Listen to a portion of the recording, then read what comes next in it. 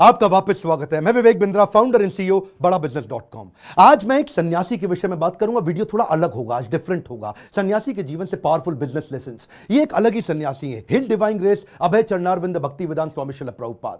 कौन है श्रील प्रभुपाद? ये इस्कॉन के फाउंडर आचार्य हैं। इस्कॉन का नाम तो लगभग पूरी दुनिया ने सुना है, इनका नाम कम लोगों ने सुना है। स्वामी विवेकानंद को तो लोग जानते हैं, लेकिन इनके बारे में कम जानते हैं। आज कुछ ऐसी अद्भुत बातें बताऊंगा, वीडियो से नजर मत हिला दीजिएगा। श्रील प्रभुपाद से आप दुनिया भर के सारे बिजनेस लेसन सीख सकते हैं। आप पंक्चुअलिटी सीखना चाहते हैं, टाइम मैनेजमेंट, लीडरशिप को कैसे तैयार करें, एक इंस्टीट्यूशन को कैसे स्केल करें, बिना पैसे के एक ऑर्गेनाइजेशन को कैसे बिल्ड करें, सस्टेनेबिलिटी कैसे लाएं, प्रोसेस कैसे लेके आए, पीपल स्किल क्या होते हैं, रैपिड एक्सपेंशन, ग्रोथ, स्पीड, ये कैसे आता है। बंगाल में इनका जन्म हुआ था 1896 के अंदर, और इनकी माता का देहांत हो गया था जब ये 14 साल के थे, 1910 में।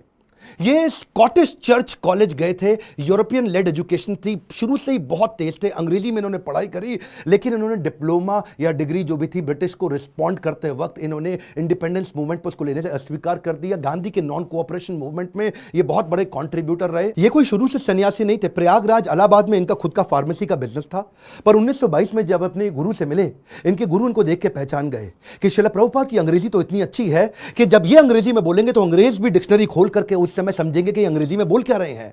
तभी इन्होंने प्रभुपाद को एक आदेश दिया, क्या तुम मेरे लिए एक काम कर सकते हो? तुम्हारे को शास्त्रों में मन भी लगता है और अंग्रेजी भी अच्छी है, तुम भगवत गीता के ज्ञान को अंग्रेजी भाषा में पूरी दुनिया तक पहुंचाओ, क्योंकि हमारे शास्त्रों को दुनिया में कोई नहीं लेके जा रहा। दुनिया की किताबें हमारे देश में आ रही हैं। श्रील प्रभुपाद ने उनकी इंस्ट्रक्शन को दिल से लगा लिया। गुरु मुख पद्मा वाक्या चित्ते कौरिया ऐक्या, के गुरु के मुख से निकले हुए वाक्यों को चित्त के साथ एक कर लो। अंग्रेजी में भगवत गीता को ट्रांसलेट करना शुरू कर दिया। बैक टू गॉडेड किताब लिखते, भगवत गीता को ट्रांसलेट करते। लैपटॉप टाइपराइटर नहीं हुआ करता था, कंप्यूटर नहीं होता था, मैनुअली लिखते थे। एक साल लगा करके इन्होंने कई पेजेस के अंदर भर करके भगवत गीता को ट्रांसलेट किया। एक दिन फैक्ट्री से वापस आ रहे थे, अपने घर पहुंचे।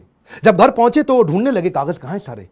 इतनी मेहनत की, कागज इनको मिल नहीं रहे थे, बड़े परेशान थे उस समय। अपनी धर्मपत्नी से पूछा कि वो कहां है जो मैंने भगवत गीता ट्रांसलेट करी। तो अचानक इनकी पत्नी ने जो बोला, इनके होश उड़ गए। इनकी पत्नी ने कहा, वो सारे तो मैंने कबाड़ी को बेच दिए। बोलो क्यों बेचे? बोला उसके बदले में मैंने चाय खरीद ली, अंग्रेजों ने बताया चाय पीनी चाहिए। प्रभुपाद को बहुत बुरा लगा। अचानक प्रभुपाद ने उनसे पूछ लिया, टी और मी? इनकी पत्नी ने बोल दिया टी। उस दिन उन्होंने अपना घर छोड़ दिया, संन्यास लेने की तैयारी करी। वहां से जाकर के इन्होंने फिर से भगवत गीता लिखनी शुरू करी। बाद में ये वृंदावन चले गए, कई साल वृंदावन रहे, भगवत गीता लिखी, उसकी तैयारी करी। ये पहले से जानते थे कि दुनिया का नंबर 1 देश अमेरिका और अमेरिका का नंबर 1 शहर न्यूयॉर्क, तो मैं शुरुआत न्यूयॉर्क से ही करूंगा। थोड़ा इमेजिन करिए, 70 साल का किसी बूढ़े व्यक्ति का चित्र लेके आइए अपने मन में। 70 साल की उम्र में 32 दिन की जहाज की लंबी यात्रा, जिसमें रास्ते में इनको 2 बार हार्ट अटैक आ गया। कुछ केवल साथ में $7 लेके कुछ किताबें लेकर निकल पड़े। वहां कोई इनको जानता नहीं था। ये जानते थे कि मैं अकेला हूं और मैं सब कुछ नहीं कर सकता। मैं सब कुछ नहीं कर सकता, इसका मतलब ये थोड़ी कि मैं कुछ भी नहीं कर सकता। मैं सब कुछ नहीं कर सकता, इसका मतलब यह नहीं कि मैं कुछ भी नहीं कर सकता, क्योंकि मैं कुछ कर सकता हूं तो मैं कुछ कर लूंगा, और कुछ कुछ कर करके मैं सब कुछ भी कर दूंगा। और वो हिम्मत लेकर के निकल पड़े। वहां पहुंचे टॉम्स्किन स्क्वायर पार्क न्यूयॉर्क के अंदर। उन दिनों वियतनामीज और यूएस का वॉर चल रहा था, जिसके कारण वहां बहुत हिप्पीज आ गए थे। हिप्पीज वो हुआ करते थे जो सड़क पर लेट करके इलिसिट सेक्स करना, नशा करना, वहीं पर नंगे लेटे रहना, 2-2, 4-4, 6-6 महीने तक नहाना नहीं। हिप्पीज ने एक्चुअली डिफाई कर दिया अमेरिका को। अमेरिकन सरकार परेशान थी कि ये लोग अपना घर छोड़ चुके हैं, पूरी तरह स्वतंत्र हो चुके हैं और कुछ भी कर रहे हैं। इन्होंने सोचा क्यों ना इन्हीं के साथ शुरुआत किया जाए। सबसे डिफिकल्ट मैन पावर को उन्होंने कल्टीमेट करने का कोशिश किया, उनको डायरेक्शन दिया ताकि मैं कमिटमेंट ले सकूं। धीरे धीरे उनके लिए कीर्तन करना शुरू कर दिया। इनका रूल क्या था? करेक्शन नहीं, मेडिटेशन। एक बार मेडिटेशन करा के इनको करेक्शन दूंगा बाद में, पहले मेडिटेशन बाद में करेक्शन। और वहां जो हिप्पी हुआ करते थे वो उनकी सुनते नहीं थे, बेइज्जती करते थे, इनके ऊपर सिगरेट का धुआं फेंक देते थे, इनको टॉयलेट की लंबी लाइन में पीछे धक्का मार के खड़ा कर देते थे, इनका सामान चोरी कर लेते थे, इनकी बेइज्जती करते थे। पर प्रभुपाद उनके लिए फिर भी भोजन बनाते थे, उनको सुबह शाम भगवत गीता पे कथा सुनाया करते थे, उनके साथ बैठ के कीर्तन करते थे। उनको धीरे धीरे मजा आने लगा। प्रभुपाद ने एक दिन उनसे पूछा, तुम नशा क्यों करते हो? तो बोले, सर मेरे को ना, I want to stay high. मैं नशा क्यों करता हूं? मुझको अच्छा लगता है, I want to stay high. तो प्रभुपाद ने कहा, मैं तुमको ऐसा नशा दूंगा which will keep you high forever. उन्होंने बोला, ऐसा नशा है आपके पास? बोले, वो कौन सा नशा है? बोले, हरिनाम का नशा है।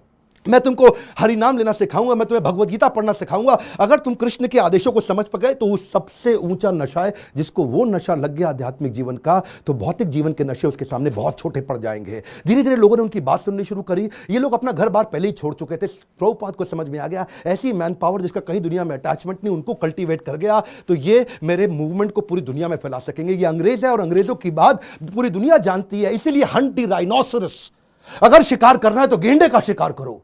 प्रभुपाद ने सबसे कठिन मुद्दा उठाया और उसके बाद अमेरिका की सरकार भी प्रभुपाद को धन्यवाद करती थी कि तुमने ऐसे लोगों को नशा छुड़वा दिया। वो सारे हिप्पी हैप्पी बन गए। क्या, कम ऑन, दोबारा सुनिए, हिप्पीज को हैप्पी बना दिया इन्होंने। कैसे हैप्पी बनाया? उनको गुलाब जामुन बना बना के अपने हाथ से खिलाते थे, उनको कथा सुनाते थे और धीरे धीरे उनका हृदय में परिवर्तन आया। और वहीं से प्रभुपाद ने, ये लीडर्स ऑफ लीडिंग लीडर थे प्रभुपाद, मेरी बात सुनिए, एम्पावर करते थे, लीडर्स ऑफ लीडिंग लीडर। इतना विश्वास डाला उनमें, इतना ट्रस्ट डाला उनमें कि उनको बोला यहां से तुम मेरे सारे शिष्य बन चुके हो। 10,000 शिष्य उन्होंने बनाए धीरे धीरे करके यूएस के अंदर। 2 को उन्होंने भेजा यूरोप में, 2 को भेजा अफ्रीका, फिर 2 को ऑस्ट्रेलिया, फिर 2 को रशिया, फिर 2 को इंडिया। ऐसा करते करते उन्होंने सब जगह लोगों को अलग अलग भेजा और बोला अब इस भगवत गीता को तुम लेके जाओ। मैंने तुमको सिखाया, अब तुम दूसरों को सिखाओ। 1965 से 1977 तक लगभग 11-12 साल इन्होंने पूरी तरह अपने आप को झोंक दिया। पैसे की कमी थी इनके पास, सोचा पैसा नहीं है तो अगरबत्ती, पूजा में काम आने वाली अगरबत्ती का बिजनेस इन्होंने अपने शिष्य को करना समझाया।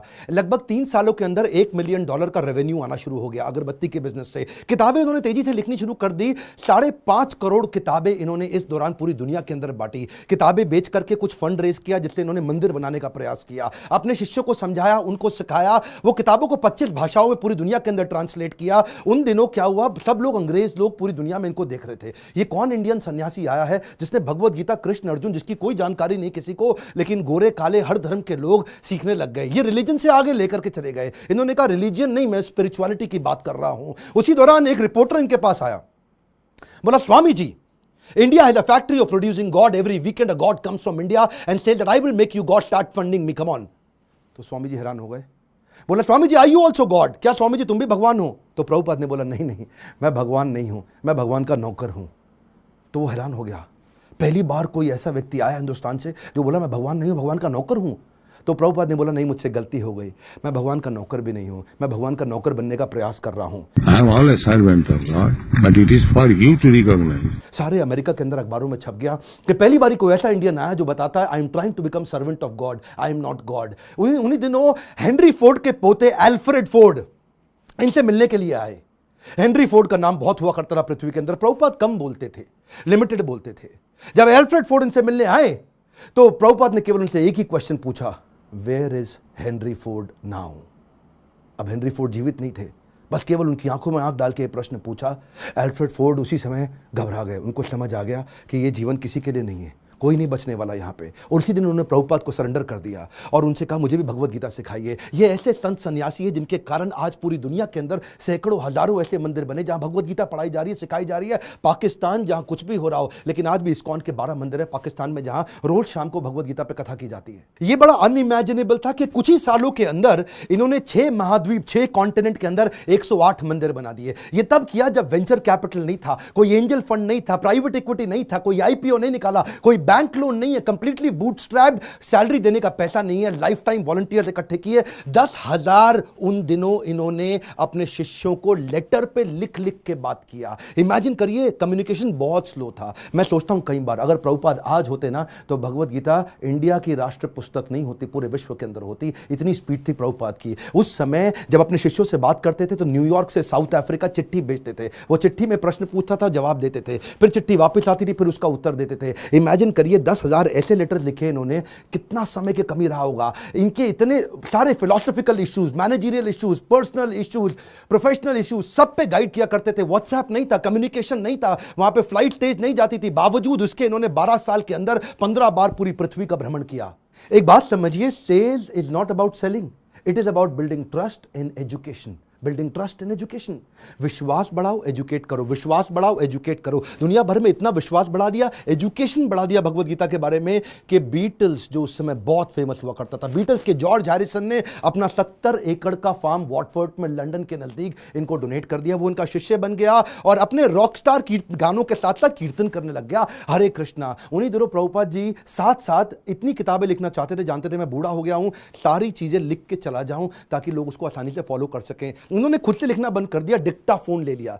डिक्टाफोन जानते क्या होता है? उस पर ये रिकॉर्ड करते थे और चलते चलते रिकॉर्ड करते थे, बैठे बैठे रिकॉर्ड करते थे। 24 घंटे में से 22 घंटा सेवा करते थे, 2 घंटा आराम करते थे। अनइमेजिनेबल है, मैं थोड़ा आपको बता रहा हूं फिर से, इसको मत मिस करिएगा। 24 में से दुनिया जानती है प्रभुपाद 22 घंटा सेवा करते थे, 2 घंटा रात को 10 से 12 तक आराम करते थे, रात को 12 से सुबह 4 बजे तक किताबें ट्रांसलेट किया करते थे, क्योंकि इनके गुरु का आदेश था किताबें ट्रांसलेट कर करके रिकॉर्ड करते थे उसको, जानते थे मैं लिखूंगा टाइप करूंगा टाइम लगेगा, शिष्यों को बोलते थे तुम रिकॉर्डिंग को सुनो उसको टाइप करो। उसी समय टेक्नोलॉजी का इस्तेमाल करते थे। डिक्टाफोन के बाद माइक्रोफोन आया, माइक्रोफोन पे करने लगे। सुबह की साधना करते, मंदिर में मंगल आरती करने के बाद, जब करने के बाद जब बाहर वॉक करने निकलते 1 घंटा वॉक करते, शिष्य को साथ में लेते, उस समय फिर से ट्रांसलेट करते, शिष्य माइक पकड़ के चलते रहते, ये मॉर्निंग वॉक पे फिर से ट्रांसलेट करते। जानते थे इनके पास समय कम था।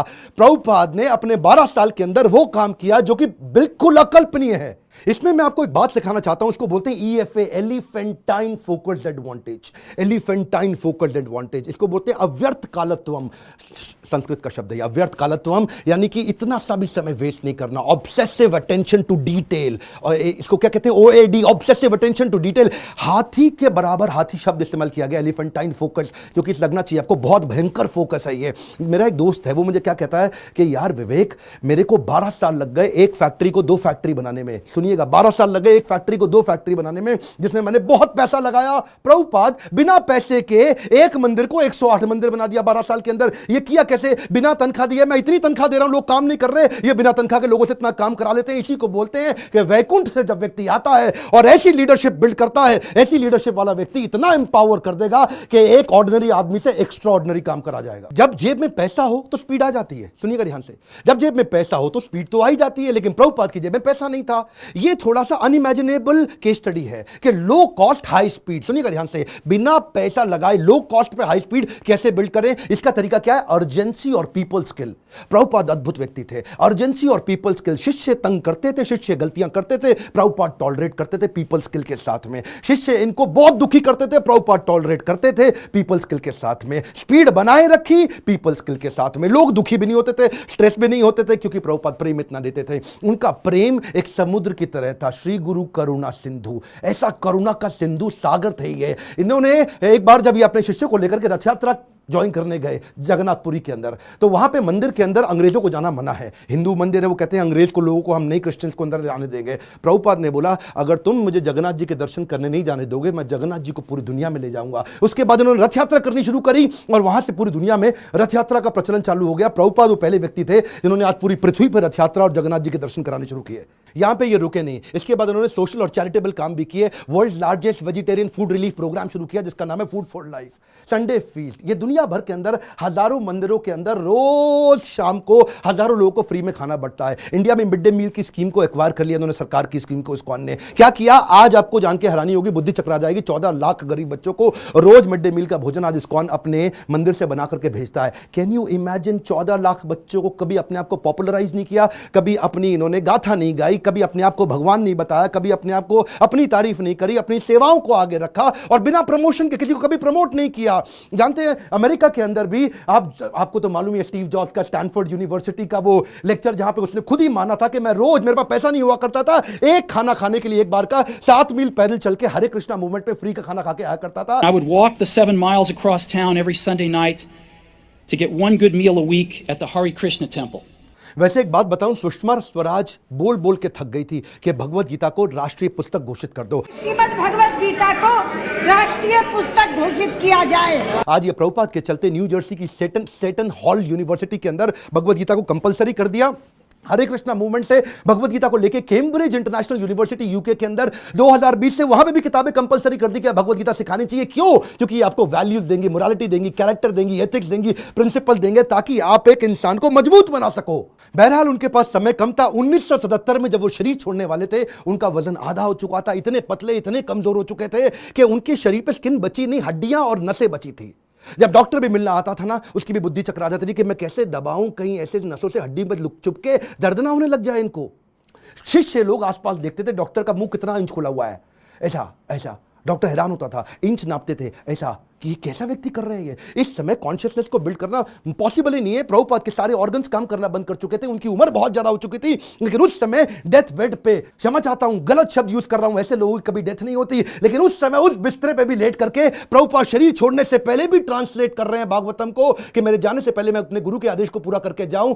अद्भुत। डॉक्टर बोला संभव ही नहीं है, यह बिल्कुल पॉसिबल नहीं है। So, if we have the chance of association with devotees, जानते हैं ये प्रभुपाद ऐसे व्यक्ति थे, जाने से पहले इन्होंने पूरा मैनेजमेंट मैनकॉम, कॉर्पोरेट्स के अंदर ना मैनकॉम होता है, मैनकॉम का मतलब क्या, मैनेजमेंट कमिटी। तो प्रभुपाद चाहते थे मैं इसको फैमिली रन बिजनेस की तरह ना चलाऊं, इसको इतना प्रोफेशनल कर दूं, जैसे बड़े कॉर्पोरेट्स होते हैं वो फैमिली की तरह नहीं चलते, प्रोफेशनल तरीके से चलते हैं। उन्होंने एक मैनेजमेंट कमिटी बनाई, 12 लोगों की लीडरशिप तैयार करी, बोला जो भी डिसीजन होगा, जो भी पॉलिसी होगी, ये 12 लोग मिलकर के करेंगे, ताकि कभी भी करप्शन ना लेकर के आए। जब भी अकेले का खुद का बिजनेस होता है तभी करप्शन आता है। कई ऐसे गुरुजी हैं जिनके बेटे भी अपने आप गुरु बन जाते हैं, उनके बेटे भी अपने आप गुरु बन जाते हैं। यहां पे केवल काबिल व्यक्ति को गुरु बनाया जाता है, यहां पे गुरु को नहीं प्रमोट किया जाता, यहां भगवत गीता को प्रमोट किया जाता है। एकर्स ऑफ एकर्स प्रॉपर्टी बना ली प्रभुपाद ने, लेकिन अपने बच्चों के नाम पे एक प्रॉपर्टी नहीं करके गए, सब कुछ सोसाइटी के नाम पे कर दिया। प्रभुपाद कहते थे कि बिलीफ स्पिरिचुअल होगा और बिहेवियर प्रोफेशनल होगा। सिस्टम सुनिए, कम ऑन, बिलीफ स्पिरिचुअल होगा और बिहेवियर प्रोफेशनल होगा। वो क्या कहते थे, प्रिंसिपल ग्लोबल है, ग्लोबल